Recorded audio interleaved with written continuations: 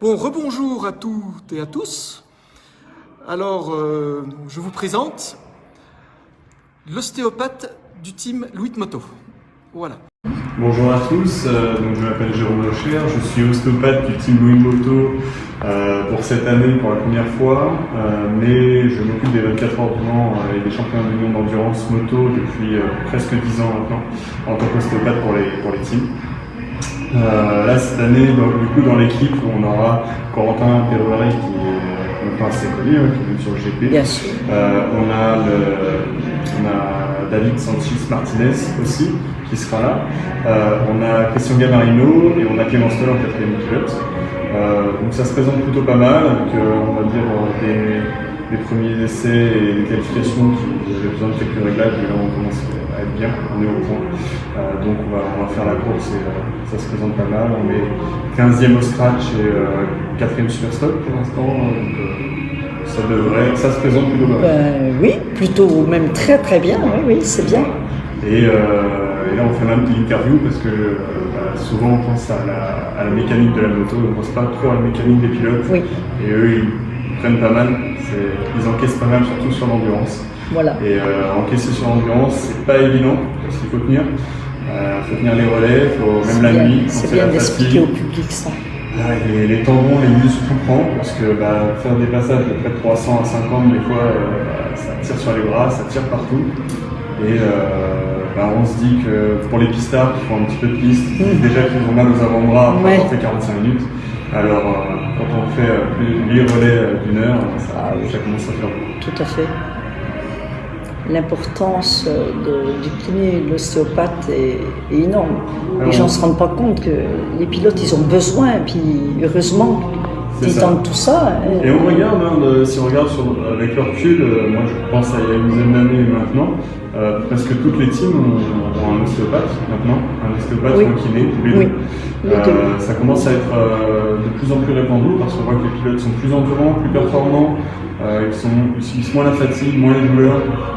C'est plus négligeable pour les performances. Alors, dis-nous, quand ils arrivent, qu'ils viennent de passer le relais, ils sont fatigués, ils arrivent vers toi. Oui.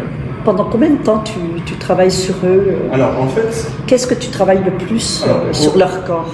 En réalité, mis à part le grand check global qu'on fait là, pendant la semaine avant la course, au niveau des relais, à chaque relais, ça dépend du besoin. C'est-à-dire que s'il y a déjà une plainte, une douleur, on va venir chercher ce qui va faire mal, on va venir essayer de régler pour que ça tienne le coup jusqu'à la fin. Si on peut retirer, faire céder la douleur, on va faire céder, mais sinon il faut que ce soit endurant. Je dirais que c'est le même principe qu'une femme enceinte qui doit tenir jusqu'au bout, c'est pareil, un pilote il doit tenir jusqu'au bout de la course et en supportant ce qu'il va ressentir.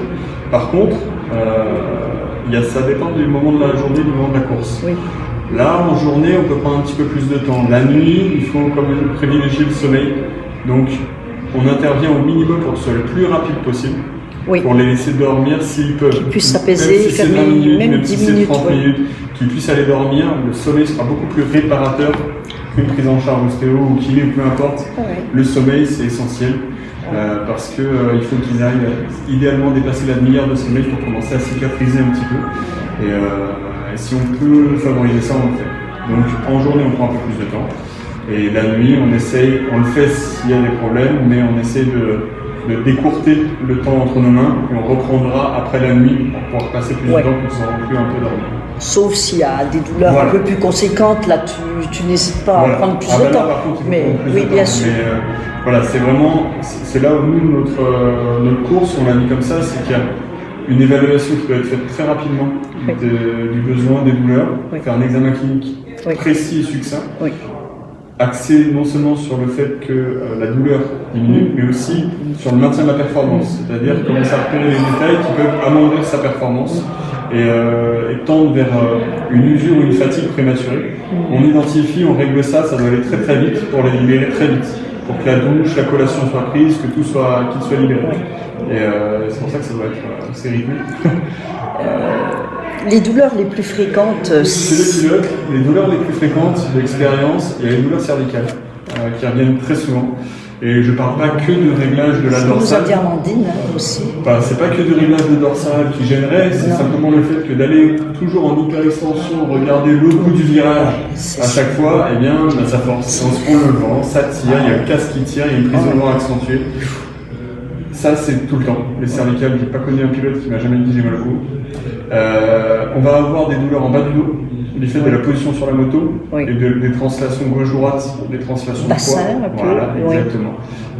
Et de temps, pareil, très souvent les avant-bras. Voilà. Les avant-bras tout le temps. Syndrome des loges. Il faut surveiller le syndrome des loges pour que ça n'apparaisse pas, essayer de le prévenir au maximum. Donc il faut que ça soit bien vascularisé, favoriser le retour veineux un maximum pour éviter la stase Oui. sanguine, Oui. et le syndrome d'hyperpression. Oui. Et on surveille ça parce que plus on a les avant-bras légers, plus on est endurant. Il faut savoir que moins l'avant-bras est vascularisé, plus vous perdez des forces, moins c'est nourri tout ça. D'accord. Donc Oui. sur la moto, ça devient plus compliqué. Donc chaque relais, on surveille les avant-bras, on redraine tout ça. Ouais. Et puis de temps en temps, après c'est des troubles à chacun. Je ne connais pas non plus un pilote qui ne s'est jamais rien cassé. Donc on règle aussi ces petits détails-là. Les souffrances. Pour que ça entretienne. Certains Les blessures, ont des plaques, des antérieures. vis antérieures, faut que oui. ça tienne le coup. Oui, c'est sacré. C'est aussi une. Et c'est bien. On ne pense pas forcément. Oh là là, je suis désolée. Alors j'en profite pour saluer quelqu'un qui s'intéresse donc à saluer un grand champion de la course de côte, Jean Balthazar, qui est en train de suivre attentivement notre voilà, qui a été plusieurs fois champion de France de la montagne. Salut Jean. Et du coup. Donc pour le moment personne ne pose de questions, mais bon à ce moment-là on y répondra, on te les donnera et puis. Là, dès que le live est fini, moi je retournerai du coup travailler, puisqu'il faut là les mettre en condition pour être le plus détendu possible et on va traiter pour, on va dire, mettre le corps dans un état de relaxation optimal, avec le moins de douleur possible. Et si on a un traitement aujourd'hui qui est pas pareil, ça c'est, on n'y pense pas forcément dans notre travail. Certains traitements, certaines techniques, des manipulations par exemple, les cervicales, des choses comme ça, ont des petits effets secondaires. Oui. D'accord. Je vais prendre l'exemple de la manipulation cervicale, tu sais, quand on fait craquer le cou, etc. Ah oui, après on est un peu tout. Eh bien, on est un peu flagada, Oui. un peu fatigué. Oui. Et l'évaluation bénéfice-risque, c'est ça, c'est-à-dire que sur de l'endurance, en pleine Il ne nuit. faut pas les endormir non plus. Exactement. Voilà, c'est ça. D'accord. Donc on n'a plus les mêmes outils pour c'est traiter magique. les patients.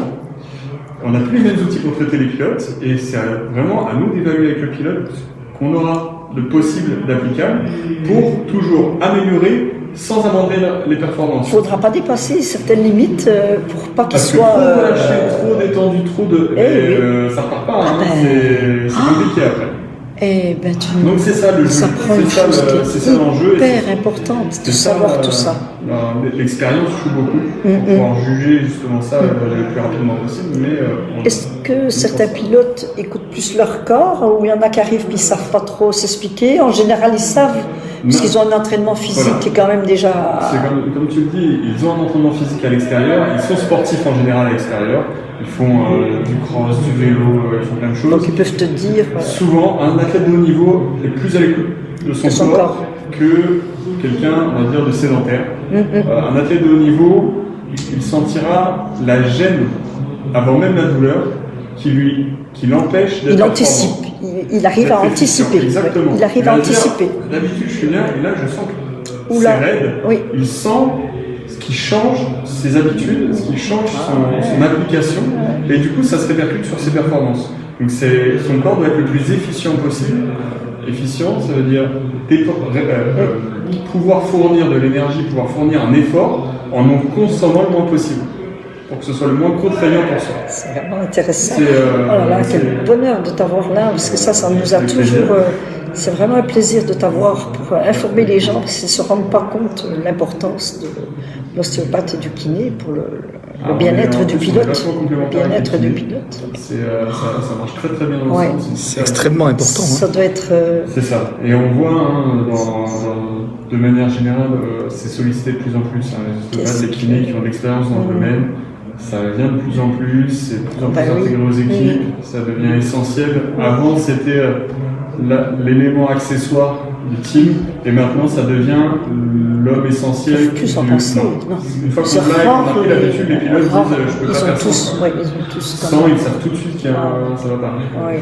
Donc, Bah oui. et ils le sentent. N'importe quel pilote pourrait témoigner et dire j'ai déjà fait une course sans kiné, sans ostéo, c'était pas pareil.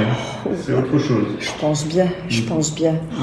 Là, je confesse, je m'occupe des athlètes de haut niveau de manière générale dans différents sports. Ouais. Et d'expérience, je connais plus de sport qui n'a pas son ostéopathe au niveau à haut niveau. Mais c'est bien qu'on en parle un petit peu plus maintenant, mais c'est vrai que.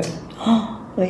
Et ça doit être très gratifiant de voir c'est intéressant, qu'on c'est fait le boulot, challengeant. puis les voir partir bien, détendus, puis il y a des résultats derrière. C'est comme un mécano, c'est-à-dire un mécano qui s'occupe de la moto, qui la voit performer et ne pas tomber en panne. Nous, c'est la même chose. C'est-à-dire que T'as une part à la victoire, hein. T'as une part à leur victoire, oui, à leur résultat. On t'apporte.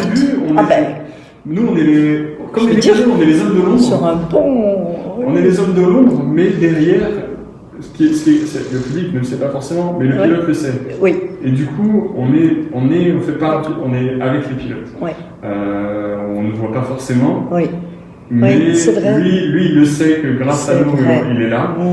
Et notamment grâce à nous, parce que c'est lui qui fournit quand même l'effort. Et puis ils doivent s'en remettre à toi, hein, parce que ça doit une attente tellement. Il y a une entente vraiment d'enfer. Et à partir du moment où il y a ce lien de confiance, il y a aussi cette possibilité de dire vraiment ce qui nous dérange. On partage aussi certains états d'esprit sur la gestion du stress, sur l'événement, sur la manière un petit peu de se conditionner à l'événement. C'est super intéressant. Surtout si le pilote est bien habitué à s'exprimer et à te faire comprendre le mal où il est. Et ça demande, si vous êtes un petit peu en osmose, pour travailler, ça doit être sympa. Quand je regarde plein de pilotes dont je me suis occupé, qui du coup ont changé de team, je les vois dans toutes les teams dont je me suis occupé, c'est assez rigolo. Et il y a certains que j'ai eu plusieurs fois, soit en changeant de team, soit parce que je m'occupais de team de manière prolongée sur plusieurs années. À force, on sait déjà ce qui les gêne et à quel moment ça va commencer à les gêner. Et du coup, on peut commencer à anticiper le truc. Et de se dire, bon, on a vu que ça t'aidait à tenir plus longtemps. On sait qu'au bout de ton 3e, 4e relais, ça commence à te titiller. On va faire le traitement avant que ça commence à apparaître. Du coup, tu vas pouvoir faire plus de relais sans que ça apparaisse, etc. Donc, c'est d'autant plus important d'avoir quelqu'un à la fois d'expérience et qui permet d'être un suivi.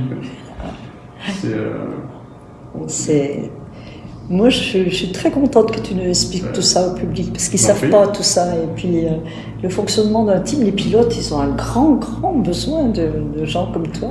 Écoute, on est vraiment très contents. Si tu as d'autres choses à nous expliquer que le public ne connaît pas, n'hésite pas. Globalement, je pense que tu as fait le tour un petit peu du sujet.